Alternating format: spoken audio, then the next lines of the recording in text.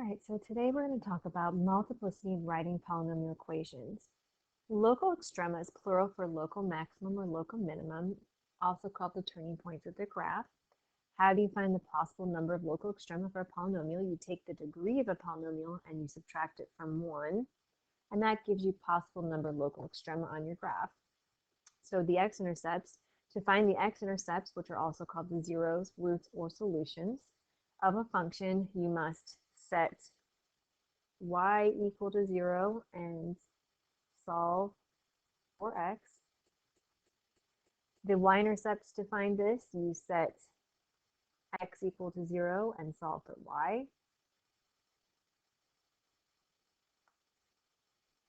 Then, if you recall from last year, we also talked about multiplicities of a graph. So if c is a 0 of a function, then the multiplicity of c is the number of times that c is a 0 for that function. So for example, if you had x minus c to the k power equals 0, we say that c is a 0 of multiplicity k.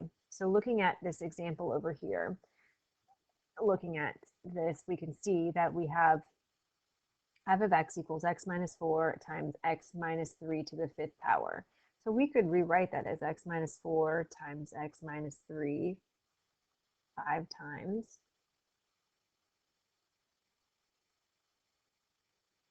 So you can see that this is a multiple 0 because it occurs 5 times. But of course, it's going to only give us the 1 0 on our graph. So when we solve to find our solutions, so we get x minus 4 equals 0, so x equals 4. And here, x minus 3 equals 0, so x equals 3. That's why we call these multiplicities. So x equals 3 is a multiplicity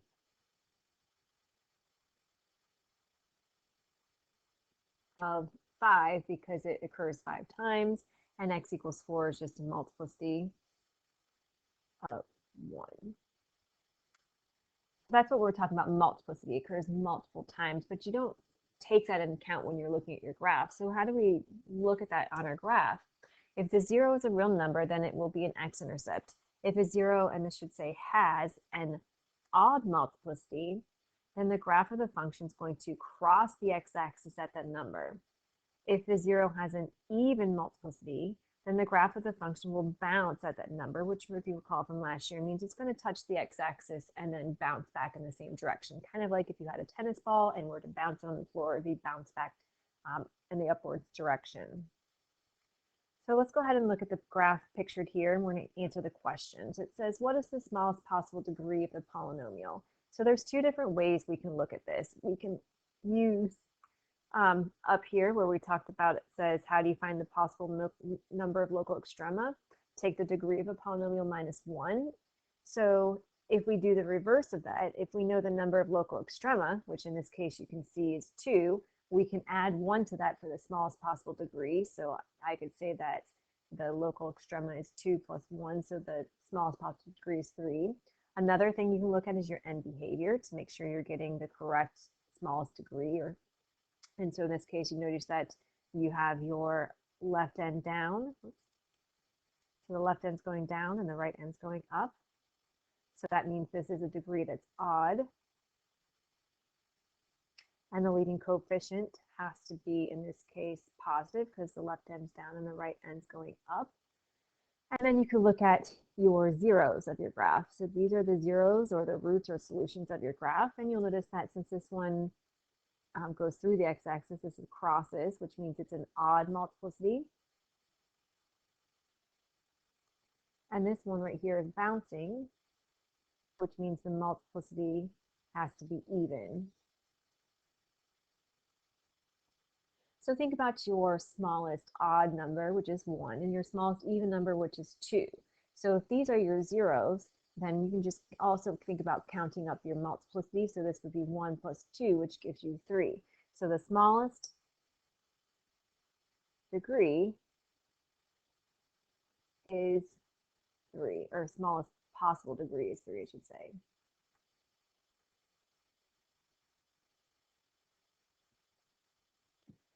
What are the x-intercepts of the graph? So we just said the x-intercepts of our graph were x equals -4 and x equals 1. What is the y-intercept of the graph? It looks like it hits at 0, 4. And then write a possible equation for the graph. So if I want to write an equation for this graph, I need to take my zeros and write them as what we call factors. So we have what's called the factor theorem here. The expression x minus a is a linear factor of a polynomial if and only if the value of a is a zero of the related polynomial function. So since we know -4 and 1 are zeros, we can write those then as factors. So I'm going to write my equation y equals, and I'm going to write an a value in front because we need to figure out what that leading coefficient is going to be. So if I have -4 as a zero, that's going to become, using my factor theorem, x minus the zero, so x minus -4, which gives us x plus 4. And that makes sense because if you set that equal to 0 and solve, you would get x equals -4, which is why that is x-intercept of our graph. So we have a times x plus 4 times x minus 1. But I can't leave my equation like this because remember, we also need to take into account the multiplicities by looking at, is it crossing through the graph at that 0 or is it bouncing? So we know that x plus 4, which is a 0 of -4, crosses. So I'm going to use the smallest number that I have for crossing, which would be 1. So normally if the graph crosses and it looks like a straight line through, it's 1, and then if it kind of crosses through and makes this kind of like squiggle, then usually it's a higher degree than 1, so 3 or 5. But for now, we're going to use 1 because it looks like it goes straight through. And then the smallest even multiplicity would be 2. So we're going to have to make this of 2 because that 1, again, is bouncing. So for this, then, if I want to write the equation, then I also need to figure out what that leading coefficient is. So how do I find the leading coefficient? You can use any point on your graph as long as it's not an x-intercept. So I'm going to make a note up here because I don't have them to write down there. But to solve for your a value, use any point on the graph that is not an x-intercept.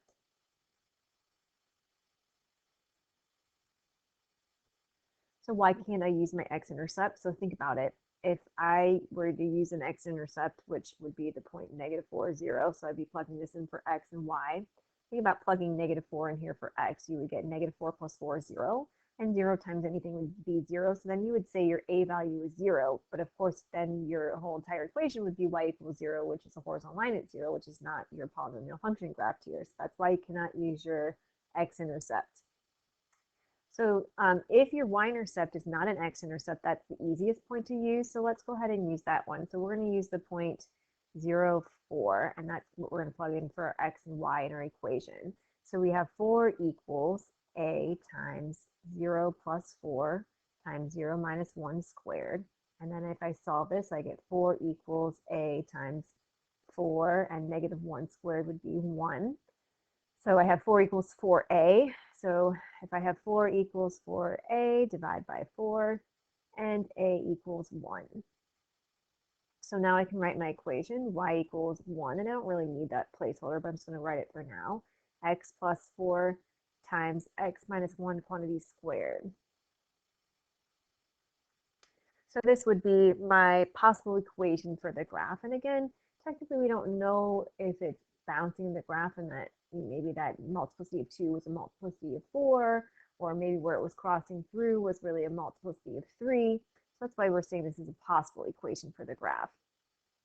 So let's keep going.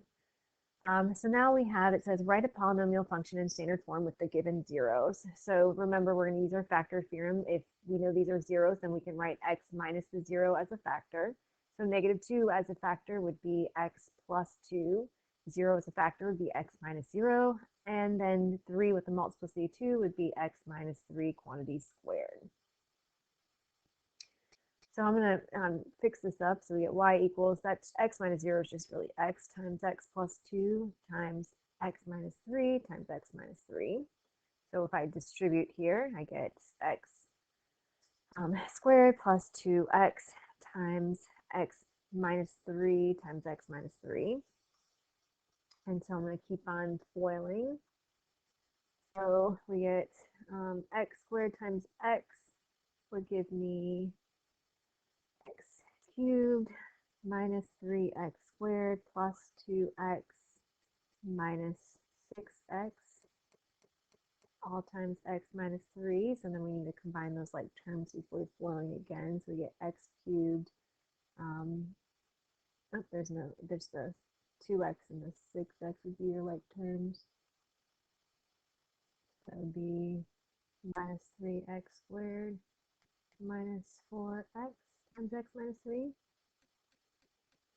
So if I keep going, then the next one we would have y is equal to x cubed times both these terms would give us x to the 4th minus 3x cubed, and then negative 3x squared times x minus 3 would give us negative 3x cubed plus 9x squared, and then negative 4x squared plus 12x. So we have our like terms, so this gives us y equals x to the 4th. Okay, sorry, I forgot, I missed the 2x times x was 2x squared, so that changes this down here. So that would have been minus x squared minus 6x. Sorry about that. And then that would become y equals x to the 4th minus 3x cubed minus x cubed plus 3x squared minus 6x squared plus 18x. And when we combine our like terms, we get x to the 4th minus 4x cubed, and then minus 3x squared plus 18x.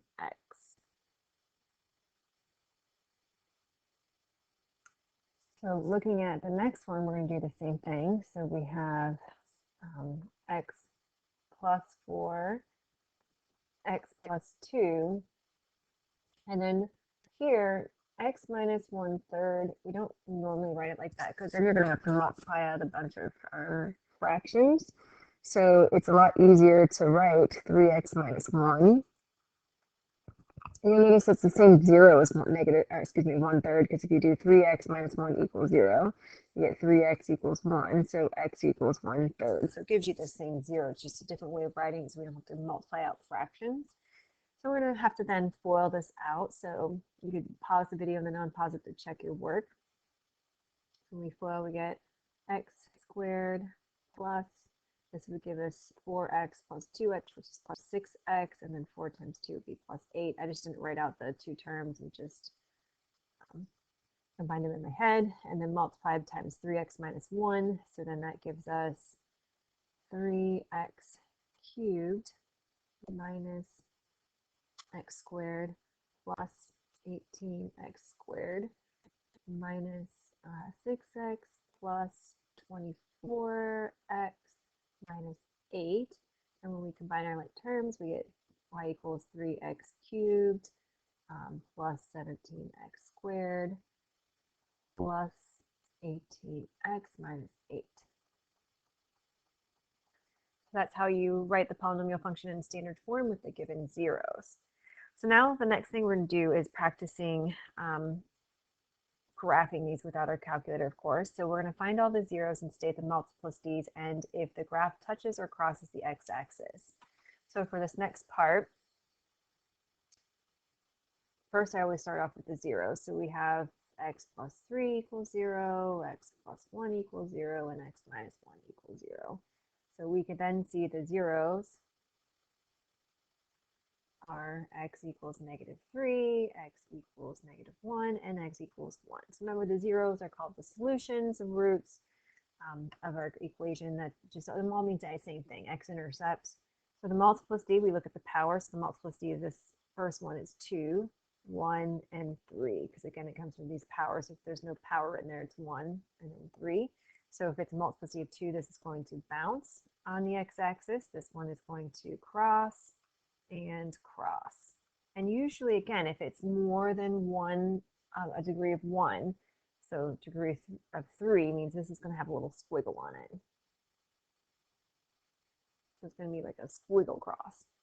So to find the degree of this, again, because it's not in standard form, you would have to think about multiplying this all out. But since we don't want to have to multiply this all out, you can look at your leading terms, and then you can look at the multiplicities. So essentially, you're going to be adding up those multiplicities to look at that. So if I multiply this out, this would be x squared times x to the first power times x to the third. So when I multiply with something with the same base, you add the exponents. So this gives us x to the 2 plus 1 is 3 plus another 3 is 6. So that would be the lead term. So the degree is 6. The lead term is 1x to the 6. We don't really need to write that 1. I'm just writing it to show you the coefficient in front is positive. The y-intercept you solve by plugging 0 in for x. So we get 0 plus 3 squared times 0 plus 1 times 0 minus 1 cubed. So this gives us 3 squared, which is 9 times 1, and negative 1 to the third power would be negative 1. So this gives us negative 9. So the y-intercept 0, negative 9. The end behavior, so this is a degree that's even. The leading coefficient is positive. So that means that even positive, both ends of my graph are going to be going up. So for the end behavior, we know then we write the limit as x approaches plus or minus infinity for the function is equal to infinity. So then now we want to go ahead and graph this using all this information. Again, this is review last year, so hopefully it seems familiar to you. So on our graph, we need to take into account the zeros, and we also want to take into account what our y-intercept is and the end behavior. So on my graph, I know that I have, I'm just going to count by ones for my axis down on the x-axis, 1, 2, 3, 4, 5. And then for my y-axis scale, I'm going to count by 2. So 2 would just be 4, 6, 8, 10, 12.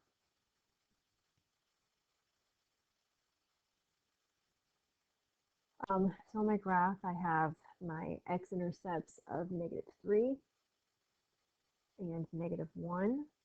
And we have a y-intercept of 0, -9. And then, so when you're graphing this, think about your end behavior. So the ends of our graph we know are going up towards positive infinity. So use these zeros that are on the end to help you go up. So we know that we said that at -3, it was an even multiplicity, so that's going to bounce on our graph. And then at -1, it's crossing through kind of a straight line. Then it has to go through the y-intercept to get to the next 0. And over here, because this we said was a multiplicity of 3, it's going to kind of squiggle on our graph instead of crossing through. So kind of like that would be a squiggle versus over here where we're crossing straight through. Like that would maybe be a little bit better of a graph. So this is, again, just a sketch of the graph, because technically, until we get to calculus, we don't know how high or how low this local maximum would be, because it could be a lot higher. But again, we're just drawing the sketch of it. So let's go ahead and look at the next one. So for the next one, again, set each factor equal to 0 to solve for the zeros, and you get x equals -4 and x equals -1. We don't need that third box. Multiplicities would be 3 and 2. So this is going to cross with a squiggle. And this one's going to bounce. The degree of this, if you look at, we have x to the third times x squared. So this is x to the fifth, which is odd. The leading term, again, is x to the fifth. So that means the leading coefficient, even though it didn't ask us, is positive. So we have odd positive for the end behavior, which means the left end goes down and the right end's going to go up.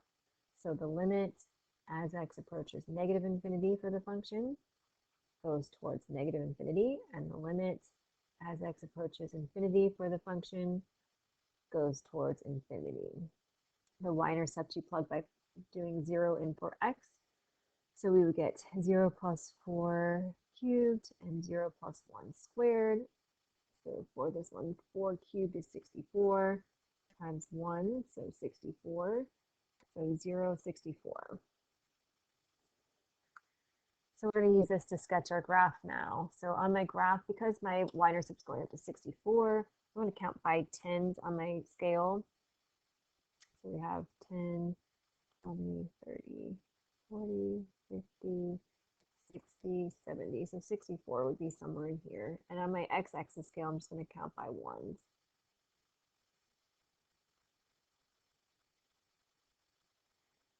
So for my graph, we have x-intercept of -4 and x-intercept of -1, and a y-intercept was up here. So we know that for this graph, it's odd positive, so the left end is going to go down, and we're crossing through each for the -4, so it's going to kind of go down, and I'm going to do a squiggle here for when I'm crossing through. So this would kind of maybe go like that. And then for the next part, we have to get to the next 0 because that's in order from left to right. So we don't know how high this is going to go for a local maximum. So we can make it go real high or not, but we do know that at -1 we have to bounce. So we know it's going to have to go in the same direction. We're bouncing here, and then we got to cross through our y-intercept. So again, this is just a sketch of the graph because we don't technically know without calculus how high that local maximum is going to go. All right, next one we have, so for this problem, again, for the roots, we get x equals -3, x equals 1, and x equals 3. If we want to figure out then our multiplicities, we look at the powers. So x equals -3 is a power 2. This is a power 3 and a multiplicity of 2 here. So that means this one bounces and this one bounces. And this one's going to cross with a squiggle.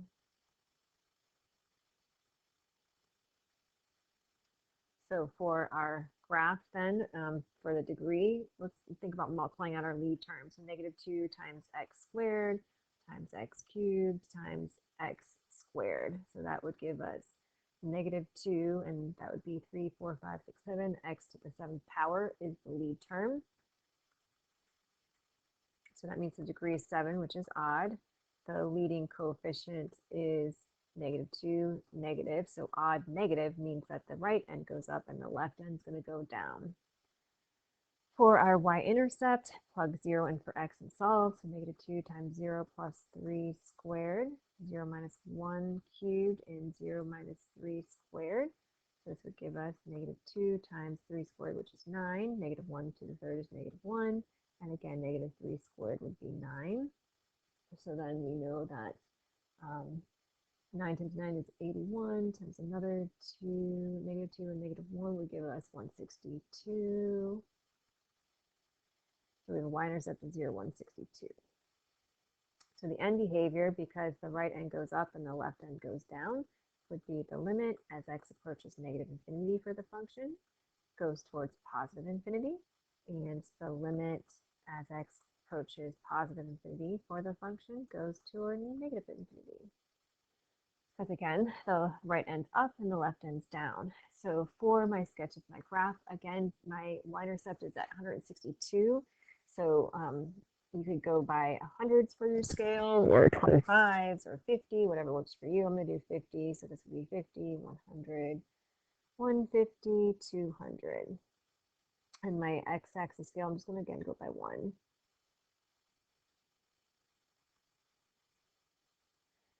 So then on my graph, we know that we have our x-intercepts of -3 and 1 and 3.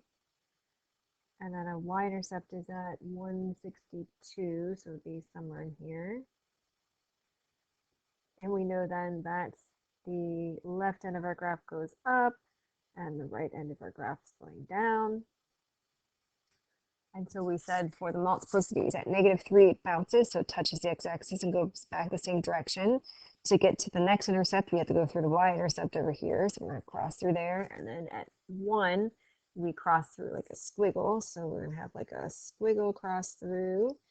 And then we also come down some amount, and then we're bouncing at the 3. So something like this. And again, we don't technically know where that local minimum is on our graph that we just had. So it could be done further. So like if you, let's say, drew your graph and maybe went like this, that would be fine because we don't know without calculus. The last one. So for this last equation, why don't you pause the video and see if you can do this one on your own. When you're done, you can unpause to check your work. So for this one, our zeros are x equals -1, x equals -5, and x equals 2. So then we have multiplicity of 3, 3, and 1. So this is going to be a cross, cross, and cross. But these two right here, of course, make a squiggle cross.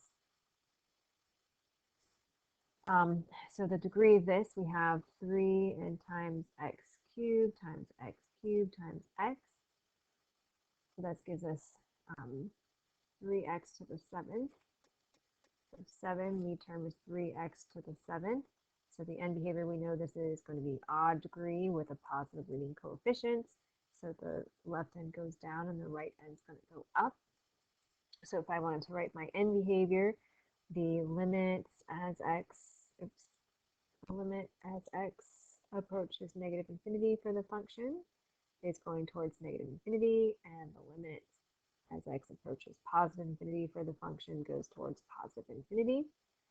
The y-intercept, you plug 0 in for x and solve. So we have 3 times 0 plus 1 cubed, 0 plus 5 cubed, and 0 minus 2. So for this one, 3 times 1 times 5 to the 3rd power is 125 times -2. And then if you multiply all that out, you would get -750. So then for this one,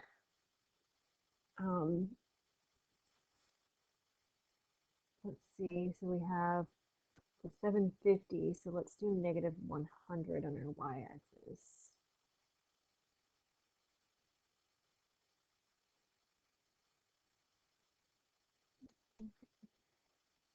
My x-axis scale is still 1.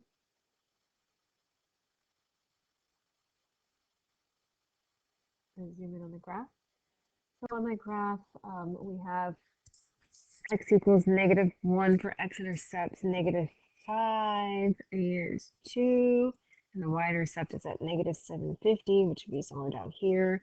We know that this is a degree that's odd positive, so the right end goes up, and the left end goes down. So then at -1 and -5, so at -5 we have a cross, which is a squiggle cross, and also at -1 squiggle cross.